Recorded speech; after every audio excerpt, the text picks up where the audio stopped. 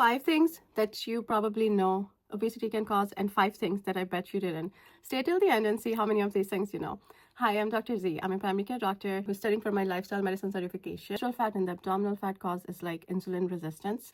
So insulin does not work on your body like a normal person, and that leads to higher sugar, which can damage a lot or pretty much everything in your body. Essentially, cause a lot of microvascular and macrovascular damage. So it can damage essentially everything in your body. So that's diabetes. Obstructive sleep apnea, like essentially your lungs collapse under your own weight at night when you're sleeping and your brain does not get oxygen.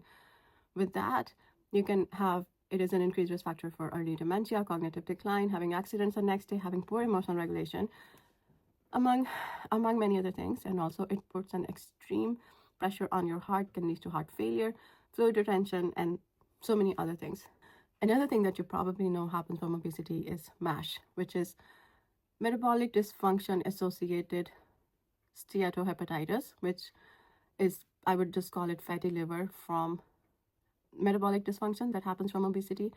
So essentially, when you have extra fat stored in the liver, that affects the function of the liver, and it can eventually lead to liver failure. So liver failure and cirrhosis, which is not a fun thing to have. That you probably know is heartburn, which is, for most people, it is quite self-evident, except that, again, life is busy, and unless you are listening to your body and you're in tune with your body, sometimes you just accept it like, oh yeah, I just have some heartburn. Everyone has heartburn.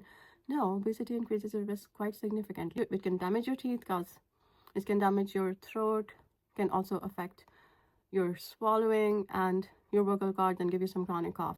Our joints are not built for carrying the extra BMI. Pretty self-evident, and most people are aware of it. So 5 things that you probably didn't know. 1, chronic kidney disease.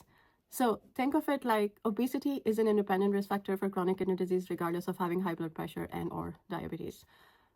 Think of it like your kidneys are supposed to filter blood for like 25 BMI maximum person, but once your BMI is upward of 30, that creates an extra load on the kidneys and they gradually fail.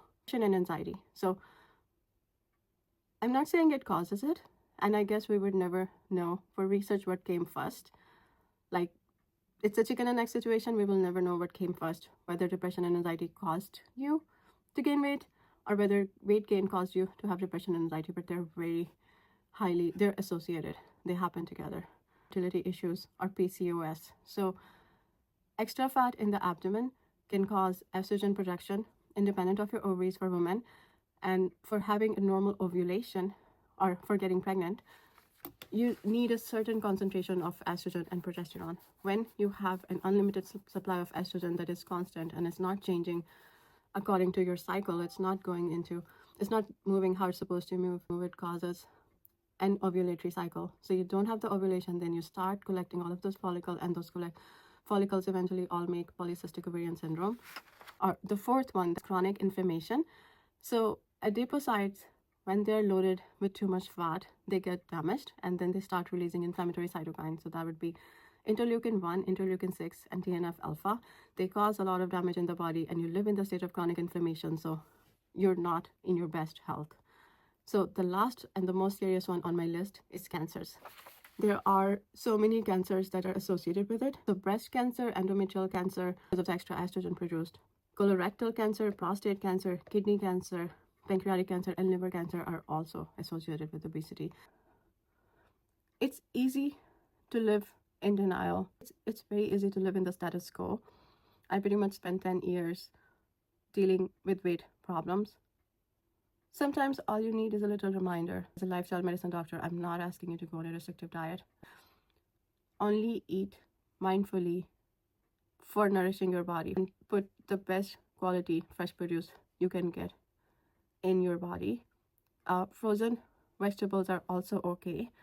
Try to have as much whole foods, and always leave some space in your stomach for breathing, for walking, for working, for life. Small changes can bring big results. So whether you are an avid supporter of keto or extremely low carb diet or extremely calorie restrictive, the weight loss is the same at 1 year mark. In the beginning, keto can give you a big bang for your buck, but at the end of the day, it's about the same. It's not any different. So make small changes that you can do today instead of waiting for a day. You can change everything. Make one small change today.